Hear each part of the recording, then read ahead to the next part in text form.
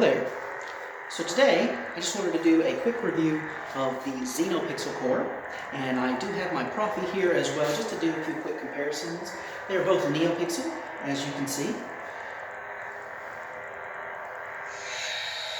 by that scrolling effect. I'm gonna just go over some of the features. I'm not gonna go over it completely just because there's 30 different fonts on this, and those do have a tendency to kind of change depending on what manufacturer you're getting.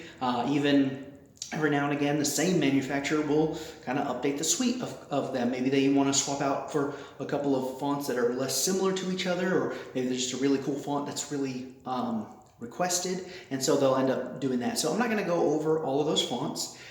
Just know that this thing's got 30. When I originally bought my Profi, I think it had 20 something from Crimson Dawn. I tried to update this myself with several of the different softwares that you have to use to edit the Profi, and I failed miserably. So I had to actually send it to someone, and I ended up getting it customized down to just 12 because I wanted it some similar, or I wanted more simplicity on this.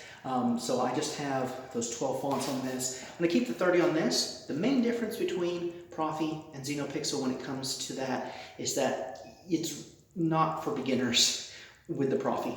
There's plenty of people that have figured it out. I just don't have the patience for it. And while you can update stuff with the Xenopixel, and it's a lot easier, it's more of a drag and drop. You just put the SD card into your computer, open up the file, you can kind of drag and drop those. Vire Sabers has a great tutorial on their channel to kind of go over how to do that. Haven't really played around with that. I probably won't. I'm pretty happy with the settings as they are. But let's get into that.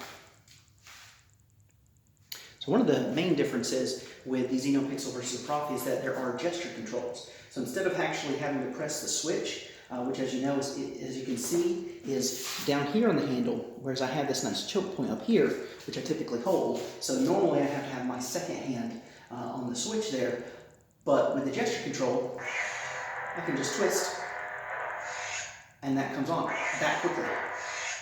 And I like that over the Profi and this both have the option to hold the switch for 4 blinks, and that deactivates it. But 4 blinks if you're doing some choreography or something like that, choreography. Those 4 seconds can actually be crucial. So being able to do that or stab on is pretty cool. So you can kind of play around with that, but I really just wanted to go over a couple of the differences between that and the Profi, but mainly I wanted to go over the blade styles and blade effects. There's 6 of each, and I think they're the selling point of this, and the fact that unlike the Profi, and I mentioned that I have 12 fonts on this, they are all the blade style, which for this particular one, you can see it has that unstable kind of rippling effect. That's only going to be on this particular font. I've got a couple fonts that have that, but I can't change the style on this. I can change the color, and the way that you change color on Profi is that you have to hold the switch, turn to where you hear that, and then, you just twist this, and you can see how it changes to a myriad of different colors. And then you just hold the switch until you hear that, and that changes it. So that's kind of cool that you can kind of switch between all those. With the Xenopixel, there's actually 2 ways to change the color. So I believe if you tip down and hold and twist, but you have to continue holding. And what's nice is that it will cycle through the colors. We'll do a quick change. That's actually my favorite. And then you just let go of the switch when you find a color that you like. So I actually love that because you get to a color really quickly, and even though the Profi you can get to a color really, really quick, you have to twist just right to get it.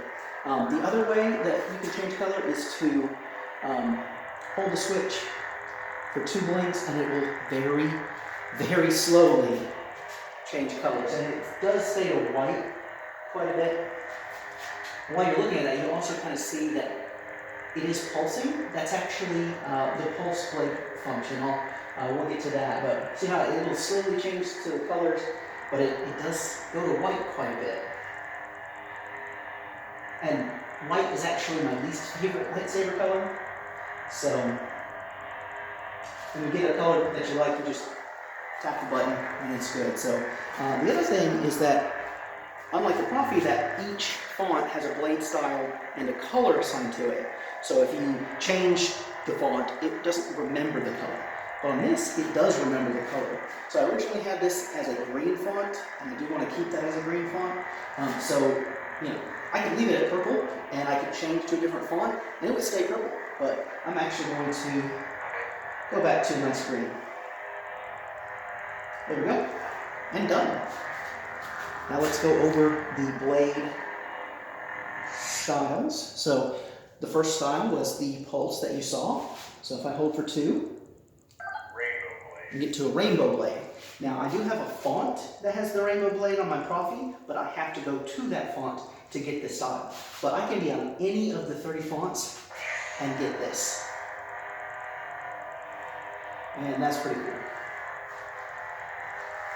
So the fact that they have that set up as a style that you can get to rather than having to scroll through to the font, that's a really cool difference. The candy blade, I don't think you're going to see. It does kind of wash out white, but if I get close, you can kind of see that real trippy, rapid rainbow. So that was pretty cool. Now the unstable is really a flicker. You can't really see it on camera, but this is a strobe. I have a hard time looking at it. The unstable on some of my baselets, this is basically what it does. And they call this the Fireblade, but it really does what the unstable of the Profi does. You see they both have kind of that rippling effect down the blade. And I do have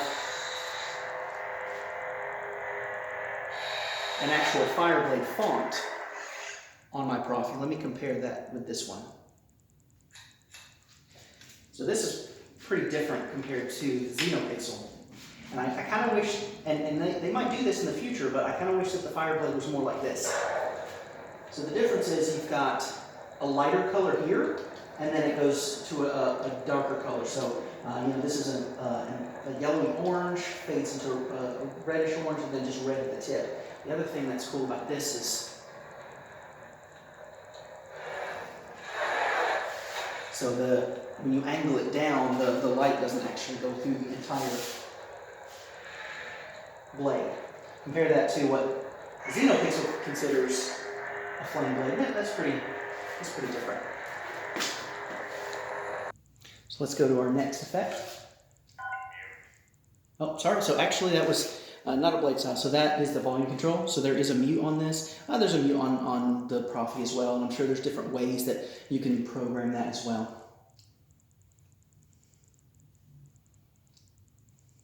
Volume high. Now this is actually a very loud board as well. I don't know if it's just the acoustics of this hilt or that board, but it's very, very loud. I like to keep it at the low. So I feel like that's loud enough, and it not being super, super loud is better on the speaker, I think. But let's go to the next blade style. So steady is just your regular, no effects, just a solid color. And then the next font will go back to volume high, volume low, pulse. And we're back to our pulse. And I actually like the pulse better, just because it gives it a little bit more life. So now I'm going to go on to, and I don't know if this deals with the blade effects or the blade styles. I think those actually were the blade styles. So let's go to like the Ignition blade effects. I'm actually going to turn the lights on for those. So for the next set, you actually hold for 3. Blaster blade. Now the blaster blade is really cool. Here I turned it on, but there's no light. But if you tap for the blaster,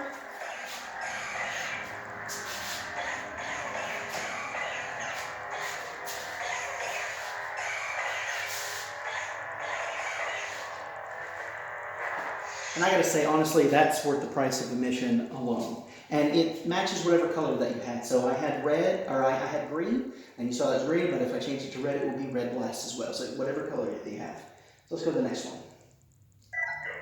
So Ghost Blade is cool because if I stay motionless and turn it on, there's no light. But as soon as I move, it gets brighter the faster it goes. So, not really sure when you would want that, but I'll give them credit for imagination. And I think that's going to be consistent with the next few, which are ignition styles. So this one actually is pretty cool.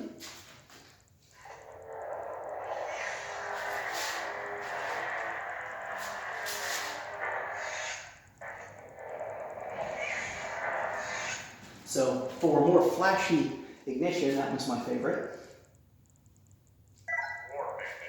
This one's pretty bright, or pretty, well, you'll see.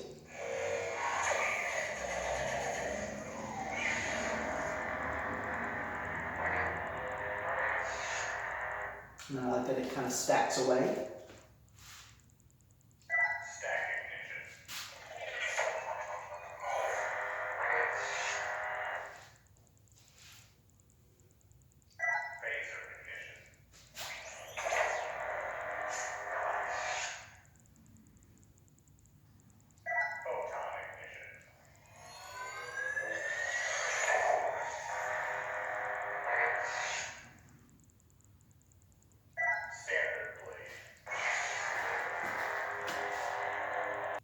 So those were just, some pretty interesting ignition styles. Again, kind of similar to the Rainbow Blade and the Candy Blade.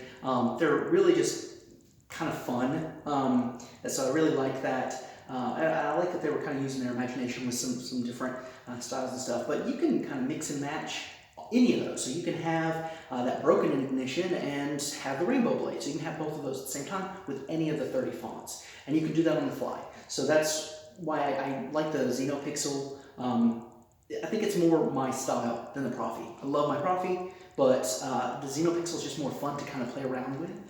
Since the Profi is kind of set with whatever you program it with, and I'm not very good at programming. So the last thing that I want to show is that there actually are LEDs in this, unlike other Neopixels, or at least the Neopixels that I've seen, where it just has the pins that connect to the blade, and that's what sends the signal to make the lights. Versus a baselit that just has a light that's very bright going through a hollow tube. This is kind of a mix of both, so you can actually use blade plugs. So there's pins down in there that attach to the blade. When you turn it on, you can actually see the lights. Now these lights aren't bright enough to actually illuminate a baselit blade.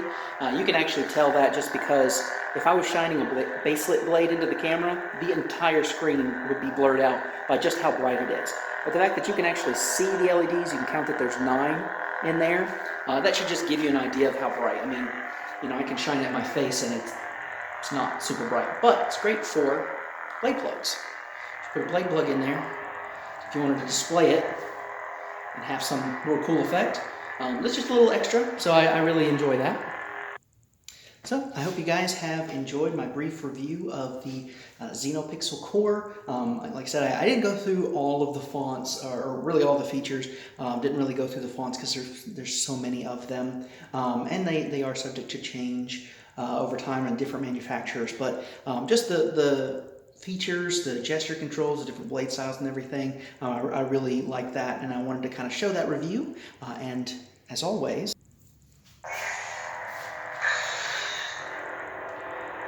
may the Force be with you.